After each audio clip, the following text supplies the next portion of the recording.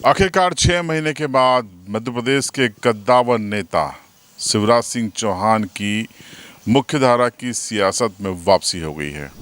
कल शाम को राष्ट्रपति भवन में उन्होंने छठे नंबर पर कैबिनेट मंत्री के रूप में शपथ ली। इसके कई मायने हैं। क्या बीजेपी या नरेंद्र मोदी मजबूर थे कि शिवराज सिंह चौहान को एक महत्वपूर्ण मंत्रालय दिया जाए?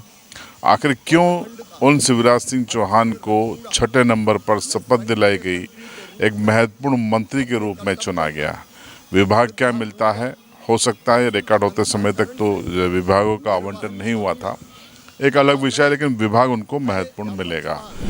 तो आखिर शिवराज सिंह चौहान को मंत्री बनाना क्या बेबसी थी या ज़रूरत? ये सवाल सियासी हलकों में तैर रहा है। लेकिन इस वीडियो में हम आपको बताएंगे कि दरअसल बेबसी ज़्यादा थी और बेबसी में ही, जैसा कि आवश्यकता आविष्कार की जननी होती है, कहावत है, उसके हिसाब से ये काम कर लिया गया।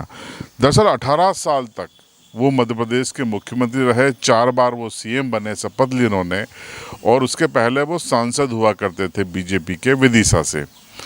65 साल की शिवराज सिंह चौहान की उम्र है, लेकिन मध्य प्रदेश में जिस तरीके की छवि मामा और भाई के रूप में शिवराज सिंह चौहान ने बनाई, वैसा कोई दूसरा बीजेपी का सीएम नहीं बना पाया। यही वजह है कि 2023 के विधानसभा चुनाव में एक बम्पर जीत लाडली बहना के भाइयों के रूप में शिवराज सिंह चौहान ने हासिल की। ऊपर तौर पर भले ही कहा जाए कि ये मोदी की जीत है, लेकिन बीजेपी भी अंदर खाने जानती है कि इसमें एक बड़ा रोल लाडली बहना योजना का था, शिवराज सिंह चौहान का था।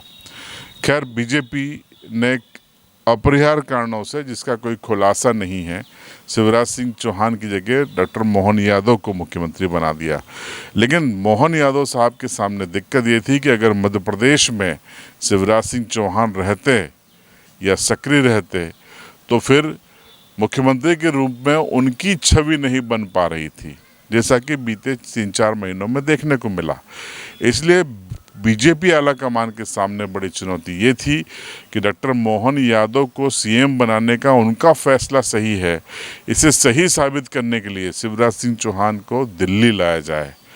और यही बीजेपी ने किया। शिवराज सिंह चौहान को दिल्ली ले जाकर, चूँकि वो एक बड़े अंतर से चुनाव भी जीते हैं, उन्होंने ये साबित किया है राष्ट्रीय स्तर पर कि वो डिजर्व करते हैं बीजेपी की सियासत को, वो डिजर्व करते हैं किसी भी महत्वपूर्ण केंद्रीय जिम्मेदारी को।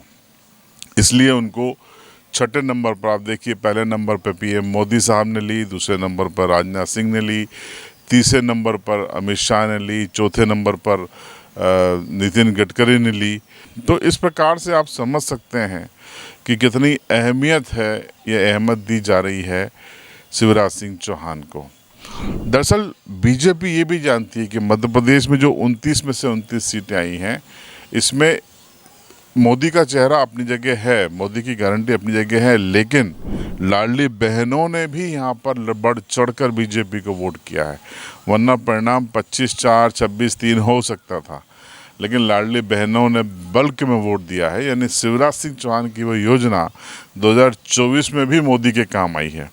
तो इन तमाम चीज़ों को देखने के बाद, और एक ऐसे जनमान्य एस्टैब्लिश लीडर को पार्टी अंडर एस्टिमेट नहीं कर सकती, उसको हाशिए पर नहीं डाल सकती, जिसको सर्वमान्यता मिली हुई है। और इससे अगर ऐसा पार्टी करती तो शायद पार्टी के भीतर कार्यकर्ताओं में नाराज़गी होती, पदाधिकारियों में नाराज़गी होती, जनता में नाराज़गी होती, और ऐसा करना सियासी नज़रिए से ठीक नहीं माना जाता।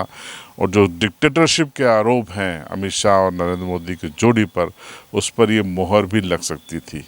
तो यही वजह है कि शिवराज सिंह चौहान को नरेंद्र मोदी 3.0 में अहमियत दी गई, उस सरकार में कैबिनेट मंत्री बना दिया गया है।